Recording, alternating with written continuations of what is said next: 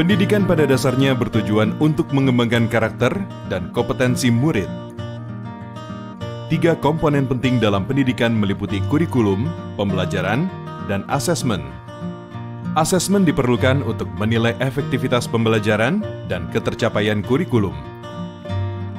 Informasi dari asesmen nasional dapat dimanfaatkan untuk memperbaiki proses pembelajaran. Dengan demikian, asesmen nasional tidak dirancang untuk menghakimi sekolah atau melakukan pemeringkatan sekolah.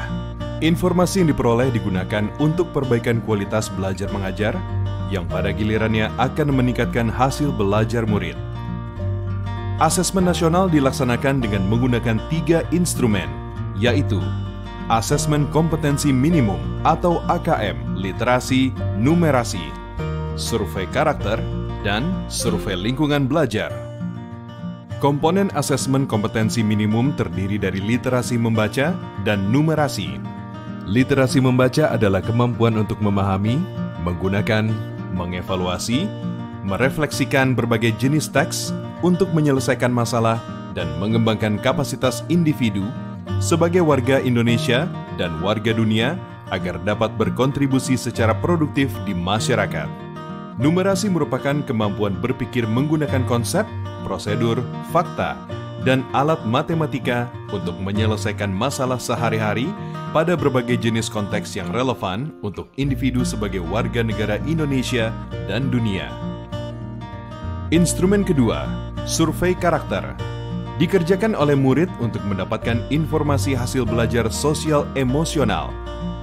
Survei karakter mengukur 6 aspek profil pelajar Pancasila, yaitu beriman dan bertakwa kepada Tuhan Yang Maha Esa, serta berakhlak mulia, berkebinekaan global, bergotong royong, mandiri, bernalar kritis, dan kreatif. Instrumen ketiga, survei lingkungan belajar, dikerjakan oleh murid, guru, dan kepala sekolah untuk mengukur kualitas berbagai aspek input dan proses belajar mengajar di sekolah. Survei lingkungan belajar mengumpulkan informasi tentang kualitas proses pembelajaran dan iklim sekolah yang menunjang pembelajaran. Asesmen nasional dilaksanakan kepada murid, guru, dan kepala sekolah di setiap satuan pendidikan. Murid akan mengikuti asesmen kompetensi minimum, survei karakter, dan survei lingkungan belajar.